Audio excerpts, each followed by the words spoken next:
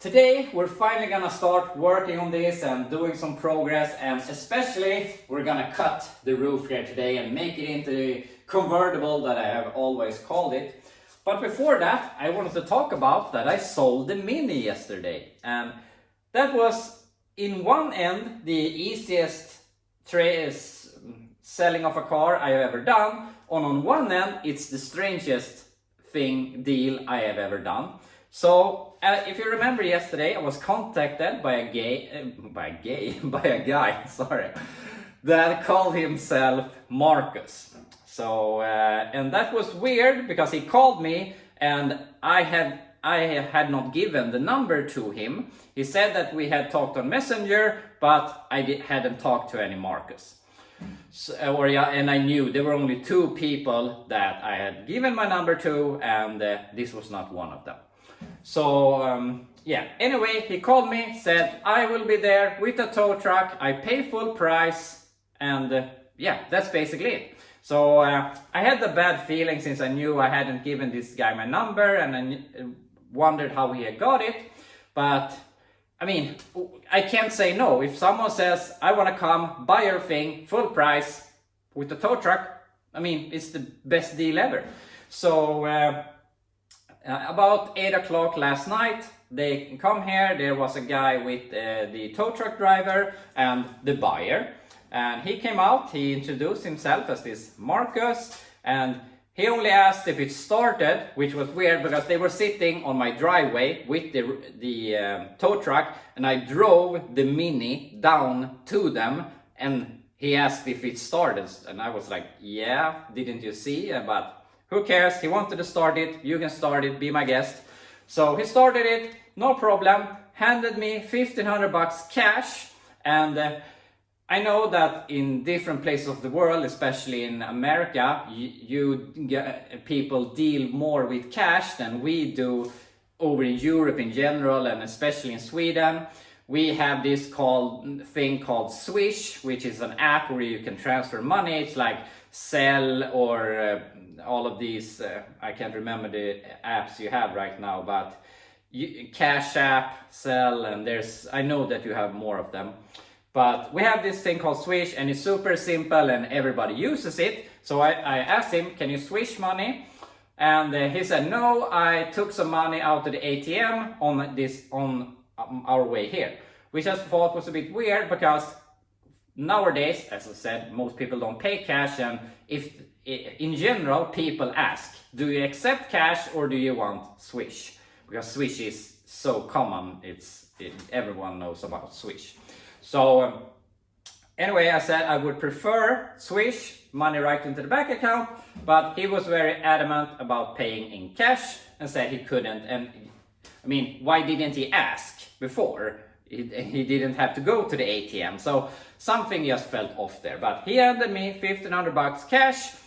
We loaded it up on a trailer and we wrote a receipt, and on the receipt he did not write Marcus as his name, he writes something else. It started with an M, but it was a completely different name, and I'm not gonna name names here. This is not a witch hunt, this is just a fun story. So yeah, he wrote this other name on the receipt, and then we did the paperwork. And in our case, we have an app that we do the ownership transfer in. So you look at both people's driver's license, you take a bunch of numbers from them, the license number and so on, and the trade goes automatically in the computer world. So I knew directly that the car was transferred to them.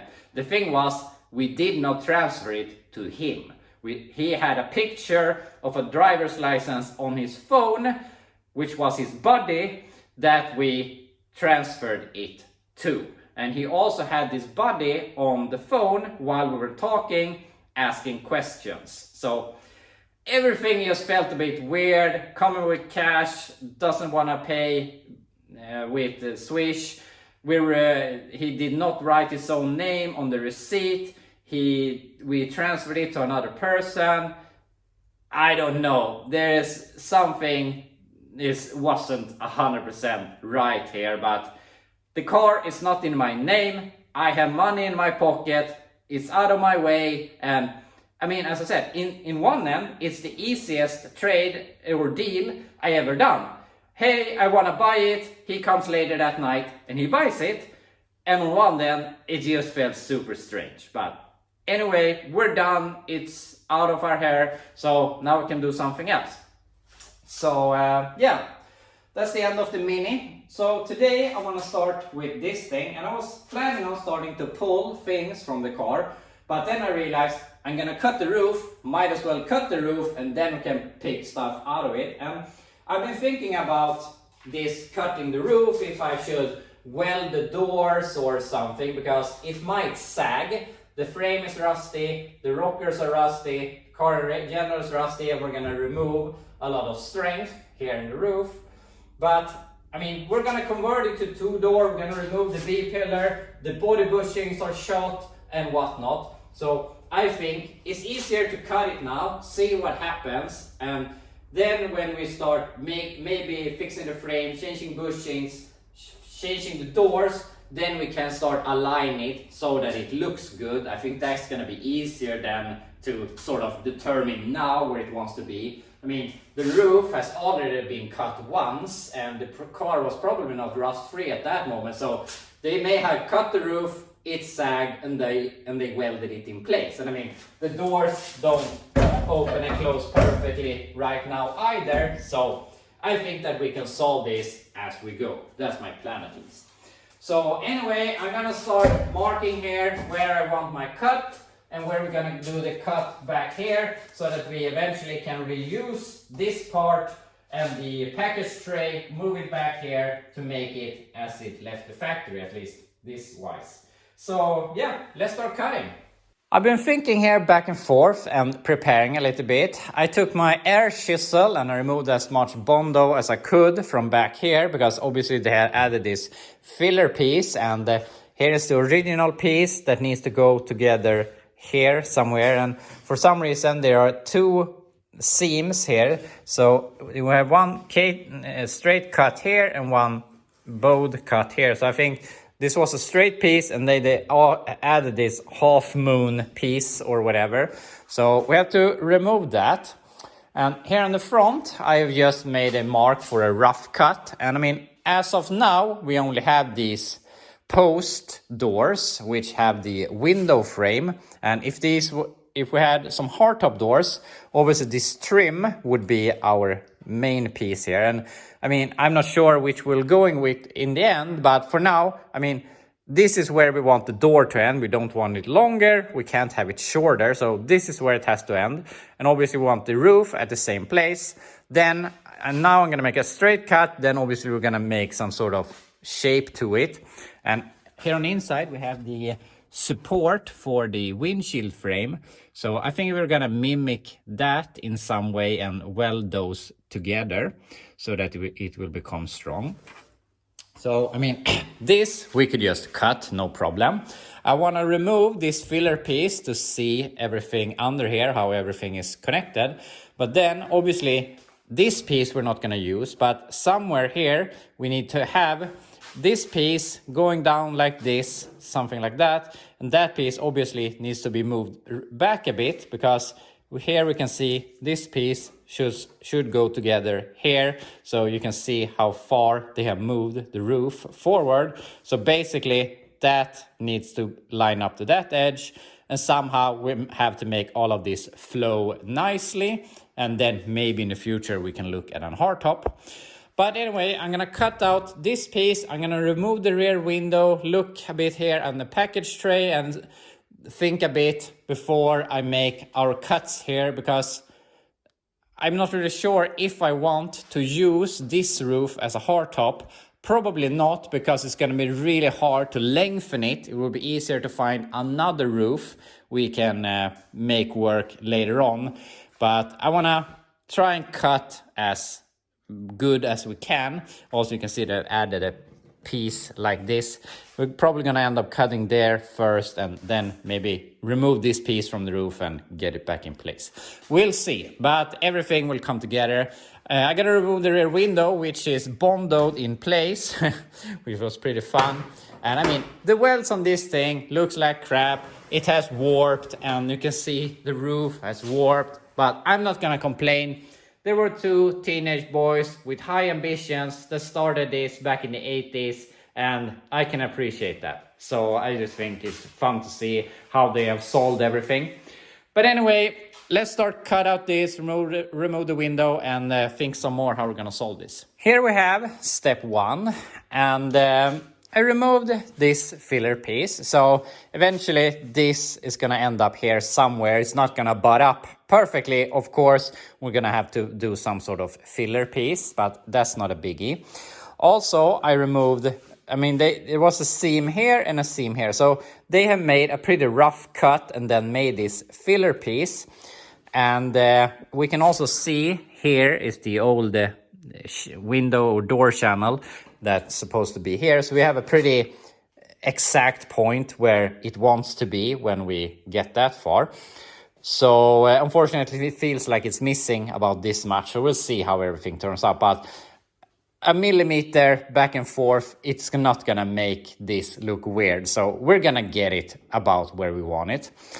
And also, you can see they have moved forward this and they have made an extension. So we're gonna cut that so that we eventually can move this rearward. And I've been thinking back and forth about this roof. And as I talked about, if I go into the future, I'm planning on having a hard top or make it some sort of soft top. But as I said, it's in the future. And I mean, I'm not sure if I want to use this roof as the hard top, because it's going to be a lot easier to make what I want to do right now if I just cut it here.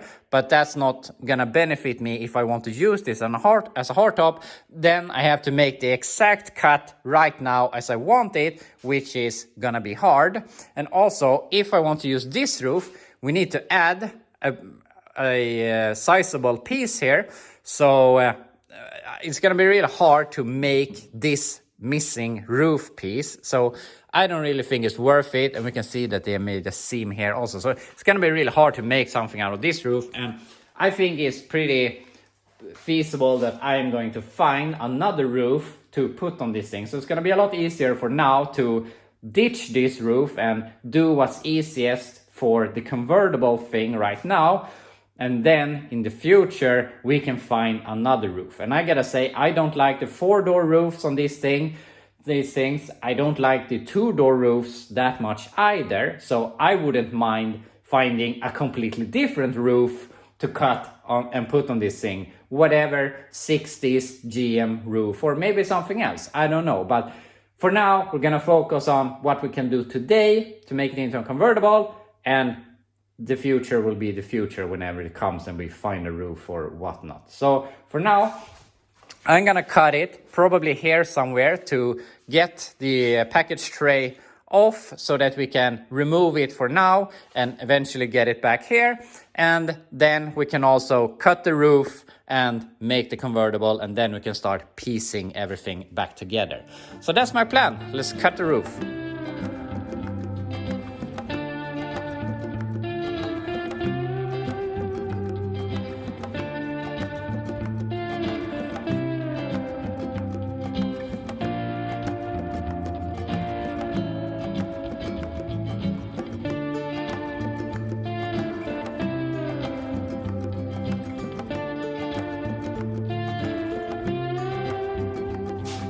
Got the roof off and finally I can start see my vision of this thing. And if you're wondering how bad this car is and if it's been sagging, it's pretty soft.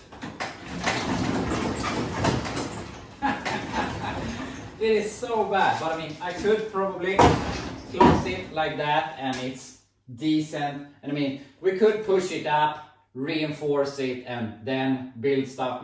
But as I said, I mean, might as well get the doors on and start aligning everything. And I mean, if it looks good, it is good. It doesn't have to be exactly as an original convertible. It's just a fun thing.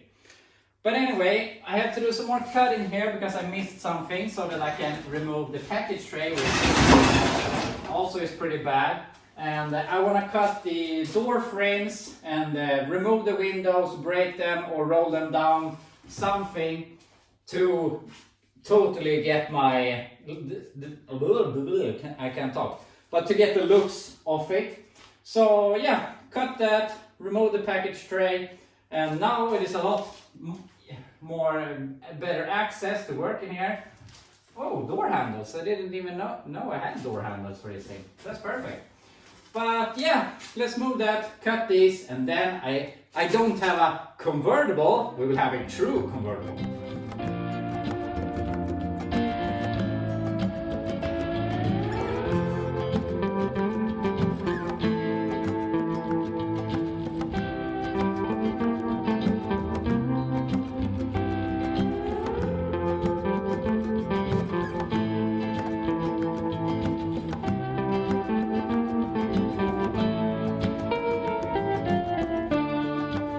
Got the package tray moved rearward, and that's gonna require some work, I can tell you that.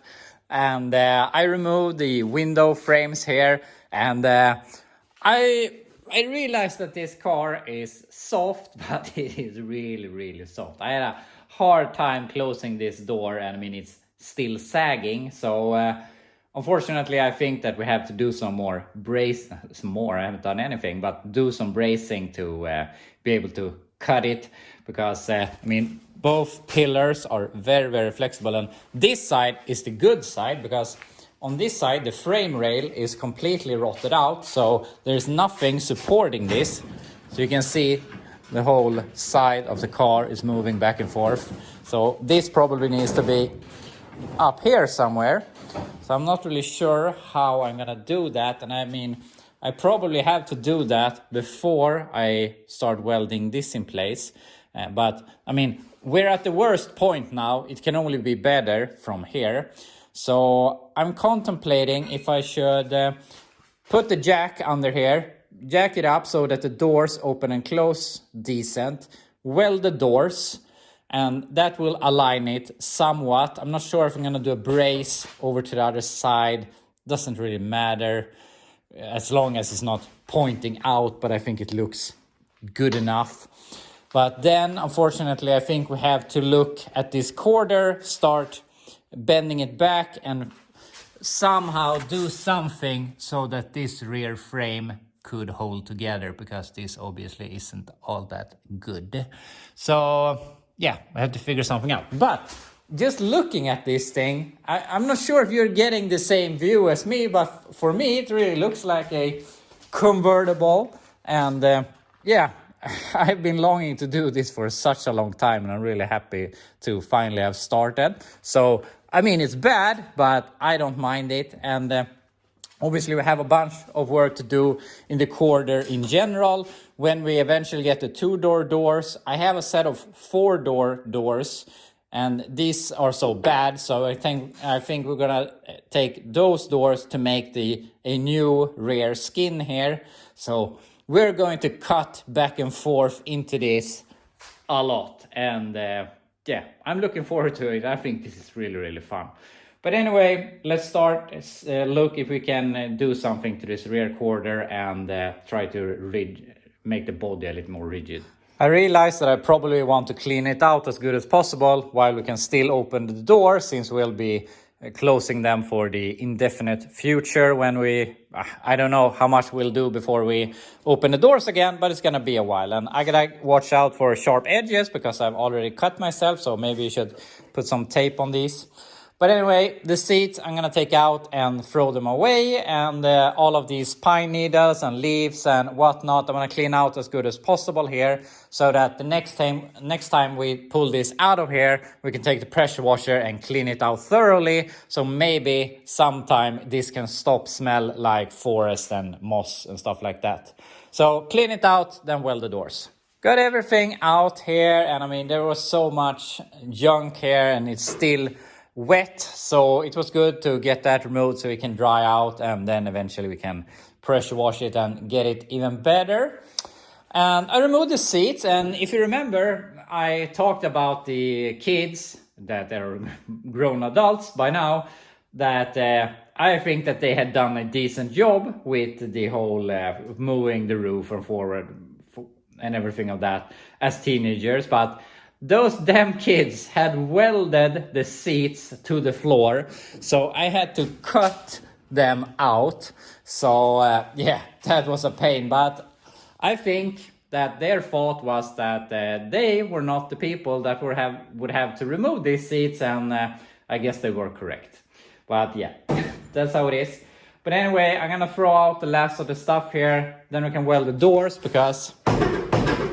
And this is the good side, at least considering the door fitment, because on this side, this is bad.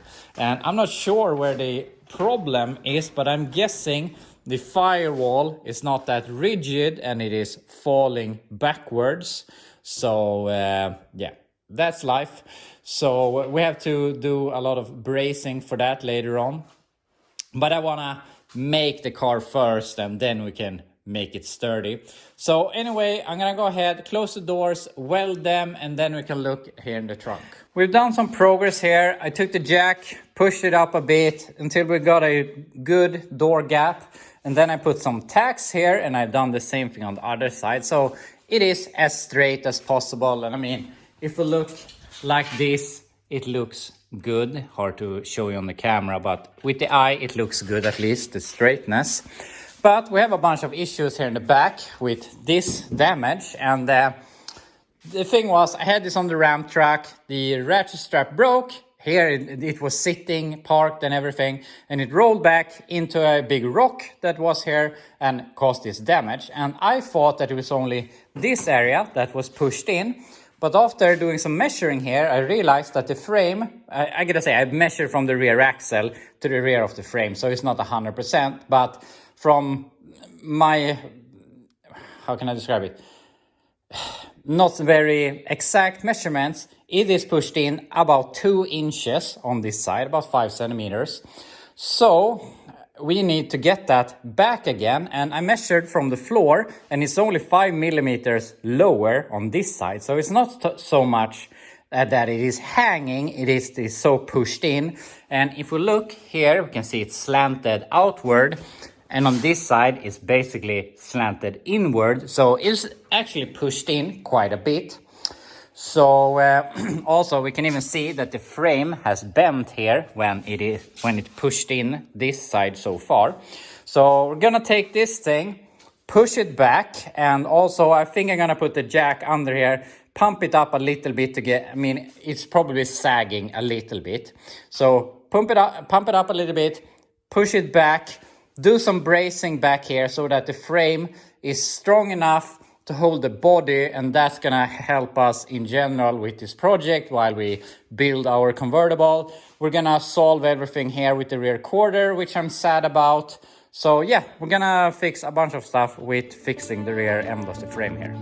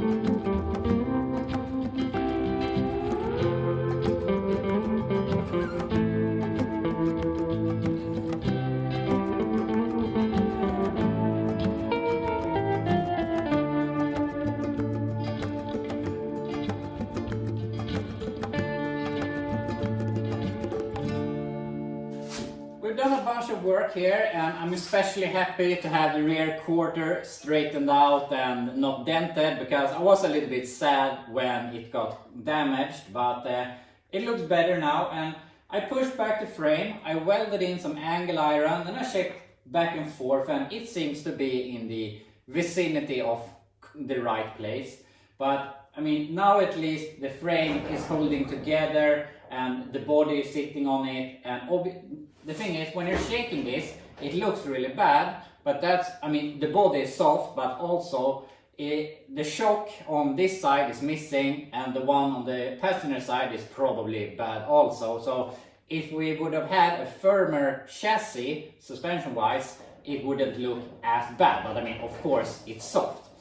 But yeah, we fixed the frame, I pushed this back, I got the quarter in place, but also, I mean, we're gonna change the door. We have to make the front section of the rear fender after we have changed the door. Then we can move back. We have to fix the wheel well, we have to fix this area, so we have a lot of opportunity to fine-tune everything and make everything work.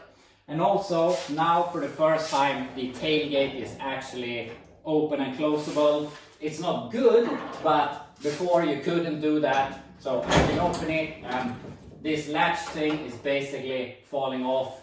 So, I mean, you can close it. And that's at least some improvement. And I mean, we have to do a bunch of improvements everywhere. But now I'm thinking what the next step is, and I was thinking about welding this piece back in, but the thing is, this thing is so bad, and I mean, we don't need this area anymore, since we won't be having a rear window, at least not for the first step of this build. And I mean, this area doesn't really help us all that much, so it would almost be easier to maybe look at a proper convertible, how that looks, and make this piece from scratch. I think that's going to be easier than to weld this back in. So for now, I actually think that I'm not going to bother with this, but it would be nice to get the package tray back in place, because it's going to add a lot of rigidity to the body. But as of now, I'm not sure if that's gonna do all that much, and I'm thinking maybe I should remove what's left of the roof from the package tray, so that we can weld that in place, and then we can make this rear filler panel or something. But I am basically out of welding time here today, so yeah, gonna think about what we can do more here today. I removed the package tray because I really don't like how it looks with the B-pillar or the roof pillars, because if you look at it right now, it looks more like a convertible. So my plan is, when we have more time to weld, which will be on Monday, I'm gonna remove those pieces and probably remove the, will it be, I guess it's the C-pillars, and put the package tray back, and we can weld that to this. And however it goes in here, that will add some strength to the body, and then I can look on some pictures how this is supposed to look in a convertible, and then we can make our deck filler piece from there. That's my plan, at least. We'll see how everything comes along.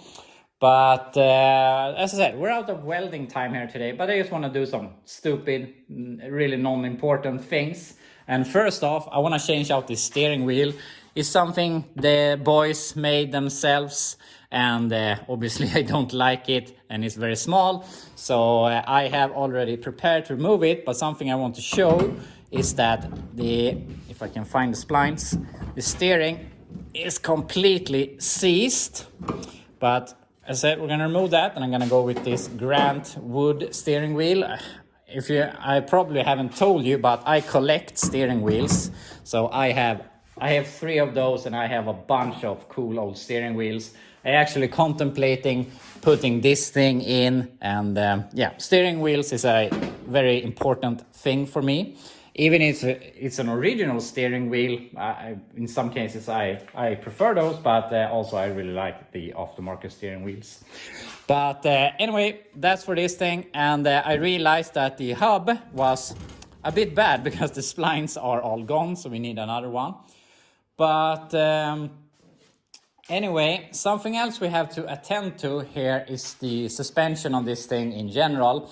Here you can see that the wheel is actually not even bolted on. I needed a nut for, I'm not sure if it was the Alabama Chevelle, the 69, or if it was the El Camino, but I couldn't find a nut and I needed it badly, so I stole it from here because I knew that I was going to work on this thing anyway. So this wheel is basically falling off, and if we look in here, we can see that we're missing all of the steering, so the steering box is seized. I have another manual steering box. I would like to have power steering, but I mean, that was the smallest problem in the world. We can fix that later on. The wheels are locked in with the rebar, and we have a sway bar. We have a lot of steering stuff, used stuff that I've collected, so we can get the steering working. And on this side, we actually have a Volvo rim. Volvo stuff is plenty here. And I think this is a Volvo 850 hub with a Volvo Amazon rim. So it was missing stuff. He put this together so that it would roll, but obviously it needs some love here also. And I actually have a set of disc brake spindles and discs or rotors, so that we can put it together with that, make a disc brake conversion, and obviously get it functioning like that. Unfortunately, the nuts are missing from this stuff also, so I still need to get those nuts from somewhere. Now I realize that I'm missing the steering spindles and the bolts, but hopefully we can take that from this thing. We'll see. We have to tear the front suspension apart. That's something we'll probably look into next week. But I've been thinking here what I can do. I have half an hour here to kill, and we can't do any welding. And I was thinking one thing was to wire wheel the front cross member here and paint it with some black paint, so that it will look nice when we put in the turbo engine later on. But we'll see if we have time for that here today. Also, I would like to paint the engine bay and make this thing look as nice as possible, because I mean, I like to have beaten cars that are with patina and stuff like that. But on this thing, there's nothing to save. I mean, I have a better fender. I'm not sure which side it is. I don't remember. But I mean, it looks cool like this, but we're gonna change the door. We will have to work with the rear quarter and so on. So there's gonna be nothing left of this to save. So even though it looks cool, we're gonna have to paint it. And I have already decided on the color and everything, and we can talk about that more at another point. But anyway, I wanna do something stupid here, and I wanna go ahead and get my Supreme wheels and put them on here, most for the YouTube picture, the thumbnail, because I think it's gonna look cool, but also for some motivation. So I'm gonna get those, find some lug nuts, make it work, and yeah, get the Supremes on here. And this is how it turned out with the Supreme wheels on it, and I think it looks really cool. Obviously we need to get an engine in it so we can get it down a little bit. I'm definitely gonna cut some coils on the front springs to get it down a bit. Gonna lower it a little bit in the rear. I don't want it to be slammed, but I want it to be a bit lower. But also, I don't want this to be this obnoxious muscle car like the Alabama Chevelle. I want it to look semi-original, nothing special. And then when you floor it and you have the turbo engine and basically haul ass when no one expects it. So sort of a semi-sleeper, not super sleeper, but yeah, something like that. And I am really happy with what we have achieved here today. I've been thinking about this so much in my head, building this car, and finally I get to put it into reality, and it's really fun. I'm really looking forward for it. I'm super pumped, and yeah, I just think it's awesome, and it's so fun to create something that's, I mean, worthless for some reason. I don't know why, but I just think it's so much fun. So next week we have to look over a little more what we need to order to maybe get some front brakes working, maybe rear brakes. I don't want to spend too much right now, but also what we need to get the engine into the car so that when I do the live feed, hopefully we don't have too much issue getting the engine and trans in it. I realized that I need to probably have to make a C-bar or cobble something together to make the clutch work, which will be a bit of a struggle doing live, but yeah, we're gonna manage somehow at least. But yeah, as I said, I've been thinking for this for so long, and to finally just do it, and yeah, I'm so pumped for this. But anyway, that will be all for this week. I really hope you enjoyed watching. I hope you have a great weekend, and I'll be back to you on Monday.